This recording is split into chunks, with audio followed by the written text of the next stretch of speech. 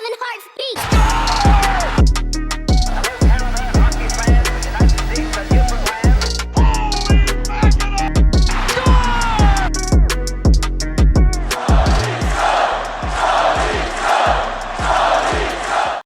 Hello everybody, this is Armstrong Hyper Sports here, back again with another video today.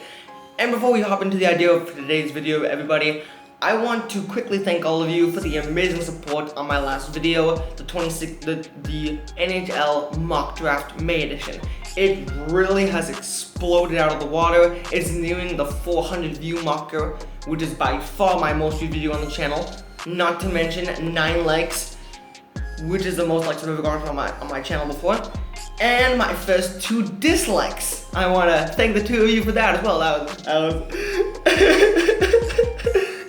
Anyways, everybody, enough of that. The topic for today's video is redrafting the 2016 NHL Draft.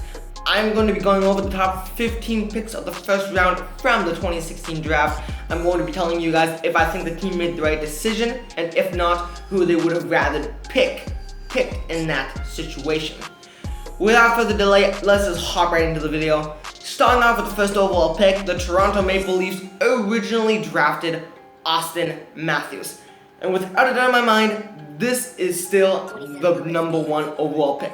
Austin Matthews has played a full 4 seasons in the NHL despite some injuries, 282 games played, 285 points, 158 goals and 127 assists. No doubt in my mind, Austin Matthews was definitely the right decision. I don't think people like Laine, Dupr, etc. would have been a bad choice at this position. Although Laine has shown in years past that he can definitely compete with Matthews, without doubt in my mind, Austin Matthews was the right choice for the Toronto Maple Leafs. Moving on to the second overall pick, the Winnipeg Jets originally selected Patrik Laine.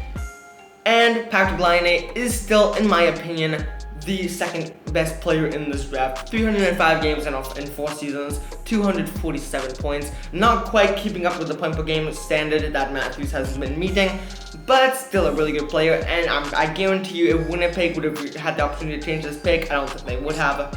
Laine has been a great scorer for this Winnipeg roster and really has been a building stone to help Winnipeg get through these last couple of years. Moving on to the third overall pick, the Columbus Blue Jackets originally selected forward Pierre-Luc Dubois. Pierre-Luc Dubois in 3 seasons in the NHL, 235 games, has gotten 158 points. Now, do I believe that the Columbus Blue Jackets made the right decision on this pick? Unfortunately, no. There was a better player that they could have selected instead. That player is Matthew Tkachuk. Matthew Tkachuk in 4 seasons in the NHL, 293 games played, has gotten 235 points. Matthew Tkachuk, a lot of people have been saying it's going to be either him or Dubois, who are the 3rd best player in the league. Personally, I'm not too high on Dubois, unfortunately. However, I'm really high on Tkachuk. I definitely do believe that he is the 3rd best player in this draft, and I do believe that if Columbus had an opportunity to pick differently, they would have definitely chosen Tkachuk, considering how well he's been playing on the Calgary Flames team, who hasn't been overly impressive. Moving on to the 4th overall pick, the Edmonton Oilers originally selected Jesse Puljujarvi. Now, Puljujarvi just started playing in the NHL full-time this past season. However, it shows as 139 games played, 37 points. However, Puljujarvi has really only started to show some of his potential in this past season. And although you definitely do see that type of potential of why Edmonton selected him 4th overall, I still definitely believe that there was a player that they could have drafted instead to have more impact in the earlier years of the draft. That player is Alex Dupr Cat. Alex Dupr Cat originally selected in the 2nd round, playing for the Chicago Blackhawks. Alex Dupr Cat in 3 seasons, 234 games played, has gotten 173 points, including 87 goals and 86 assists. Alex Dupr Cat playing on a little bit of a lower standard Blackhawks roster, besides the fact that they still have some talented players, has definitely shown that he has the potential to go in the top 5 draft. Definitely was a massive steal for Columbus, for Chicago at this pick, but I don't think it's going to happen again, as I do believe that the Edmonton Oilers would have been way better off selecting this guy with the 4th overall pick. Moving on to the 5th overall pick, the Vancouver Canucks selected Olli Juolevi. Levy, defenseman. Sorry if I did not pronounce that name properly. I have no idea how to pronounce that name, gotta be honest. Yeah, Levy has not played a single game in the NHL so far since he's gotten drafted. And so far playing with the Utica Comets, he's only been a half a point per game player. As last season, he got 25 points in 45 games played. Decent numbers for AHL, but again, it's AHL. This guy was the fifth overall selection originally. They expected this guy to be an NHL caliber defenseman, top 2, top 4 pairing defenseman for years to come, and he really just hasn't had that type of potential. And considering how well he's played in the AHL this season, I can't expect him to come up next season either. So without a doubt in my mind, Vancouver's best selection in the spot would have been Clayton Keller. Clayton Keller originally drafted 7th overall by the Arizona Coyotes in 4 full seasons, 237 games played. He has 158 points, 54 goals, and 104 assists. I'm honestly super high on Clayton Keller. I think that was a steal for Arizona. A lot of people don't seem to think so. But Clayton Keller, even in Arizona's worst years before they got people like Kessel, Clayton Keller was their rock. He was the guy that in Arizona's wins, he was the guy who was producing. He was the guy who was creating plays. He was the guy who was making this team actually look decent at times. Without a doubt in my mind, this would have been the selection for Vancouver, and it may have helped them going back to the playoffs this season. Honestly. Moving on to the 6th overall pick. Originally selected was Matthew Tkachuk at 6th overall.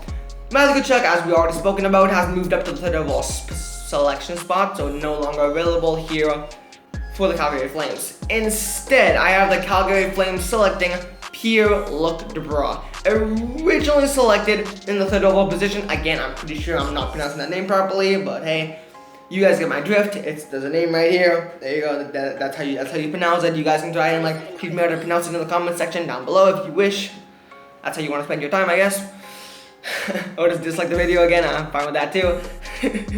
Anyways, Pierre-Luc Dubois. Although I'm not exactly that high on him, he is a very talented player, and I do believe that he has serious potential in this pick for Calgary. Might not be as big as a steal as Tkachuk, but still definitely a really well fought player. Pierre-Luc Dubois in 3 seasons, 234 games played, 158 points. Pierre-Luc Dubois really does give me that type of two-way potential to his game. He really does have that type of potential to make an impact on the ice, both offensively and defensively. And he can definitely be that type of cornerstone rock that you can use to build your team. Great selection here, and I'm guarantee you Calgary will be fine selecting this guy with 6th overall pick. Moving on to the 7th overall pick, the Arizona Coyotes previously selected Clayton Keller, who has already been selected, unfortunately. So instead, they will take Mikhail Sergachev. Mikhail Sergachev, originally selected by the Montreal Canadiens, later shipped off to the Tampa Bay Lightning. In 4 seasons, 228 games played, 106 points, for 25 goals and 81 assists. Mikhail Sergachev has led that Tampa Bay blue line for years to come, and he is constantly in conversation for the Norris Trophy, and with good pleasure. This is one of the best, and with good reason. This is one of the best defensemen selected in this draft by far, even though there's a lot of defensemen that I'm about to mention who could easily also compete. But without a doubt, Sergachev, best defenseman in this draft.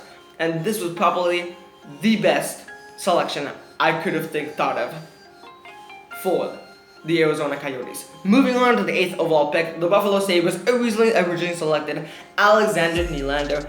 Alexander Nylander in 4 seasons, 84 games played, 32 points. Now, Alexander Nylander, although he definitely shows some potential, and although in the future I can definitely see him being a potential building stone rock for this Buffalo Sabres team, he hasn't really shown that potential so far. So, in my opinion, the best pick that Buffalo could have gone for is defenseman Filip Hronek. Hronek. Pardon me, I have no clue how to pronounce that name. Filip Hronek is originally drafted in the 2nd round, 53rd overall by the Detroit Red Wings. Filip Hronek, defenseman in 2 seasons, 111 games played, 54 points, including 14 goals and 40 assists. Filip Hronky, without a doubt in my mind, is the second best defenseman in this draft. Sure, there's other options, Samuel Giraldo and Charlie McAvoy, who I will get to. But in my opinion, Filip Hronky is probably one of the best out of the bunch. He has potential, he's shown that he can play and get huge production minutes and get big production and have fun per game defenseman, even though he hasn't been getting the ice time that he might deserve. So Filip Hronky, I think Buffalo will be glad to take this guy with the 8th overall pick. Moving on to the 9th overall pick, the Montreal Canadiens originally selected Mikhail Sergachev, who they later traded to Tampa Bay. But as I already stated, he has already been selected. So the next best player in line for the Montreal Canadiens, who they may or may not shift to Tampa, Charlie McAvoy, defenseman. Charlie McAvoy, defenseman, has been playing the last couple seasons for the Boston Bruins, originally selected 14th overall. Charlie McAvoy in four seasons, 184 games played, 92 points. Charlie McAvoy has proved himself that although he's a rookie, he does have that type of veteran presence to him, and he definitely has the potential to play first pairing, even second pairing minutes and perform. He plays good on the penalty kill, and unlike most rookie defensemen, he doesn't seem to make those type of same mistakes that you do see out of people like Hronky and Giraldo. Which is why I have this guy getting signed 9th overall to Montreal. And honestly, I think Montreal will be happy with the signing, as Charlie McAvoy can easily bolster that defense core. Moving on to the 10th overall pick, I have the Colorado Avalanche originally selected Tyson Jost. Tyson Jost in 4 seasons, 208 games played, 72 points. Although Tyson Jost has been a decent player for the Colorado Avalanche, second, third line player for the most part, without a doubt in my mind, there was definitely better players available, and although I don't think they regret drafting Jost, I think that there was a better player available. And that player, my people, Jesper Bratt. Now a lot of you are probably saying, Untitled Hyper Sports, who the heck is Jesper Bratt? Well, unless you're a Devils fan, you probably have no idea. Well, let me tell you, Jesper Bratt originally drafted in the middle of the 6th round. Are you kidding me? Why is this guy not talked about more often? 3 seasons, 185 games played, 100 points, including 37 goals and 63 assists. Jesper Bratt in the last 3 seasons for the New Jersey Devils has been a point per game player. And unless you're a Devils fan, people around the league probably don't talk about this guy nearly enough. And when I was doing research for this video, I was looking at this guy's stats, I was looking at his gameplay, and personally, I do believe that he has top 15 overall potential. And that is why I'm putting him at this position. He's played almost a full 3 seasons now, and he has shown to me that he does have that type of play style. His production hasn't really gone up or gone down in the 2 seasons he's been with New Jersey, which shows that a half a point per game is his kind of cap potential, which is fine for me. That is what you're getting out of a top 15th pick the majority of the time. So, Jesper Bratt getting taken 10th overall by the Colorado Avalanche, I think will be a great signing, and I think will help Colorado potentially make the playoffs for once and not be known as the poop emoji of the NHL. Moving on to the 11th overall pick, the Ottawa Senators originally selected Logan Brown. Logan Brown in 28 games played, only 9 points. Definitely a bust for this team. I think that if they had the opportunity to go back and draft somebody different, there's millions of options that they probably would have rather selected. In this specific redraft, I am having them select Samuel Girard. Samuel Girard, a defenseman. Samuel Girard in 3 seasons, 225 games played, 12 goals, 72 assists for 84 points. Samuel Girard has been a top-tier defenseman for the Philadelphia Flyers and later shipped off to Colorado, where he has taken part in a second defense pair role. And honestly, Girard fills that type of role perfectly. And if Ottawa were to actually did end up picking this guy with the 11th overall pick, imagine picking this guy with people like Shabbat. And if they end up drafting him this season, Jamie Drysdale. In my past video, I had him selecting Jamie Drysdale.